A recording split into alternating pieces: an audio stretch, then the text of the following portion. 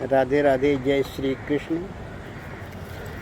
इस एपिसोड में श्रीमद् भागवत गीता के प्रथम अध्याय का अब तक 10 करके 2 एपिसोड हो गए। आज तीसरा एपिसोड मैंने लिया अध्याय 1 का। श्लोक 22वां से श्लोक 22 से 30 तक, ऐसा उद्देश्य है इसके बारे में चर्चा करने का। सुनिए, श्रवण आनंद लीजिए।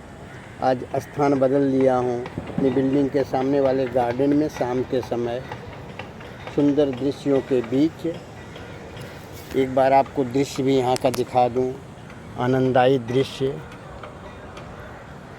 इस उपवन में, गार्डन में बैठ करके मैं अपना प्रवचन शुरू कर रहा हूँ। अध्याय 1 श्लोक 22 से 30। सुनिए। संस्कृत में यण संधि का बड़ा महत्व है। यण संधि पहले शब्द के अंत में ई की मात्रा और उसके बाद में असमान स्वर आने पर अगर आता है तो ई और अ मिलकर आधा य हो जाता है। जैसे यदि, धन, अपि, तो नया शब्द मिल जाता है संधि करके होके यद्यपि, अतएव, अतएव। पहले वाला का आधा अक्षर और लास्ट में ई और अ मिलके य, और बाद में अगर ओ है तो यो। जैसे अति उत्तम, अत्योत्तम, इस तरह के जो है शब्द संस्कृत में गीता में कई जगह आए हैं। उनको अगर विग्रह करके देखा जाए तो सब अर्थ क्लियर हो जाता है। तो 22वां श्लोक में पहला ही शब्द है यावदेतानि निरीक्षे अहम, यावत एतान निरीक्षे अहम, 4 शब्द है। फिर अगला शब्द है योद्धा कामानवस्थितवान, युद्ध क्षेत्र में डटे हुए, स्थित। तो और तीसरी लाइन में कैर्मया सह योद्धा व्यस्मिन् रणम सम उद्यमे।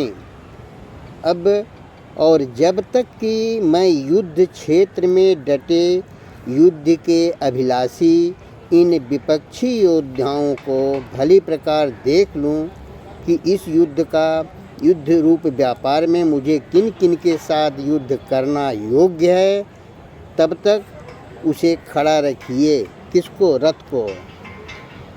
अर्जुन ने श्री कृष्ण को कहा, मेरा रथ दोनों सेनाओं के बीच में ले चलिए, मैं दोनों पक्षों को अच्छी तरह से देख लूं कि किनके विपरीत मुझे युद्ध करना है, अच्छी तरह से समझ लूं। ऐसा बताया संजय ने धृतराष्ट्र को। अगली कड़ी है योत्स्यानन वेक्षेऽहम्, यह एते अत्र समागता धार्तराष्ट्रस्य दुर्बुद्धेर्युद्धे प्रियचिकीर्षवः। दुर्बुद्धि दुर्योधन का युद्ध में हित चाहने वाले। दूसरी कड़ी में दुर्बुद्धेर युद्धे, युद्ध भूमि में दुर्बुद्धि वाले दुर्योधन का, युद्ध क्षेत्र में हित चाहने वाले, प्रियचिकीर्षवः, प्रिय चाहने वाले उनका। जो ये राजा लोग इस सेना में आए हैं, योत्स्यानन वेक्षेऽहम् धार्तराष्ट्रस्य, इस सेना में जो धृतराष्ट्र की तरफ से युद्ध क्षेत्र में दुर्बुद्धि वाले दुर्योधन का भला चाहने वाले जो लोग राजा आए हैं, इस युद्ध में करने वालों को मैं देखूंगा। ये अभिलाषा है अर्जुन की, व्यक्त कर रहे हैं भगवान श्री कृष्ण से। तो संजय उवाच, इसके बाद तब संजय बता रहे हैं, संजय कह रहे हैं किसको?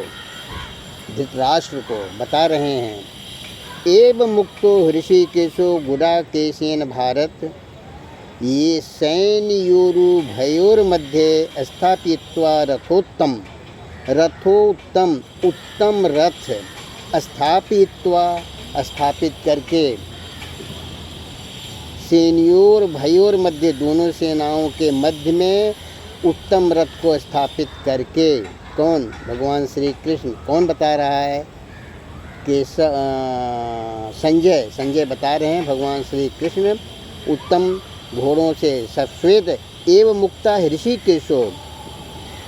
संजय बोले, हे धृतराष्ट्र, अर्जुन द्वारा इस प्रकार कहे गए महाराज श्री कृष्ण ने दोनों सेनाओं के बीच में भीम और द्रोणाचार्य के सामने उत्तम रथ को खड़ा करके इस प्रकार कहा कि हे पार्थ, युद्ध के लिए जुटे हुए इन कौरवों को देखो। एवं मुक्तो ऋषिकेशो गुडाकेशेन भारत सेनयोरुभयोर्मध्ये स्थापित्वा रथोत्तम भीष्म द्रोण प्रमुखतः सर्वेषां च महिच्छताम उवाच। बोले, उवाच माने कहे, पार्थ पश्यतान समवेतान कुरुनीति। इन कौरवों को देखें, जुटे हुए इन कौरवों को देख। अगली है लाइन 24 से 25 से हो गया। अगला, तत्रापस्य स्थितान पार्थः पितृनथ पितामहान आचार्यान् मतुलान् भ्रातॄन् पुत्रान् पौत्र सखीस्तथा। पूरा एक लाइन ही, पूरी पंक्ति ही जो है वो संधि के रूप में है। तीसरी लाइन है श्वशुरान, श्वशुर ससुर को, आन श्वशुरान ससुर को, सुहृदयश्चैव और सुहृदय हित चाहने वाले लोगों को, सेनयोरुभयोरपि सुहृदयश्च शुभचिंतक को देखा। किसने? अर्जुन ने बीच दोनों सेनाओं के बीच में खड़े होकर क्या क्या देखा। इसके बाद तत्रापश्य स्थितवान।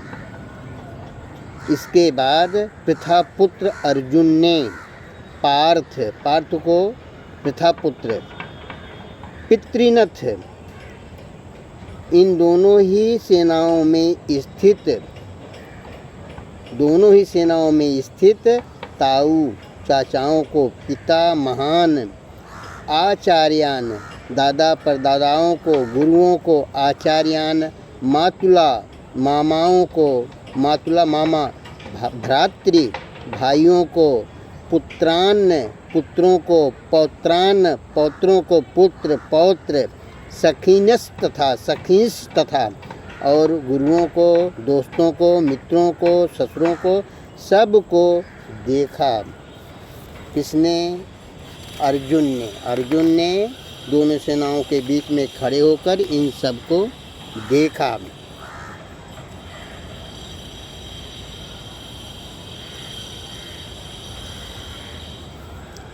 तान समीक्ष्य च कौन्तेय सर्वान्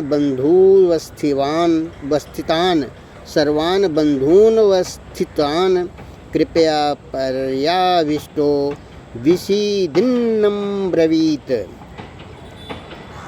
तान समीक्ष्य, उन उपस्थित संपूर्ण बंधुओं को देखकर, कौन्तेय सर्वान् बन्धूनवस्थितान्, सभी बंधुओं को देखकर अर्जुन ने तान समीक्ष्य, अत्यंत करुणा से युक्त होकर, कृपया पर्याविष्टो विषीदिन्नं ब्रवीत, बहुत ही शोक करते हुए वचन बोले।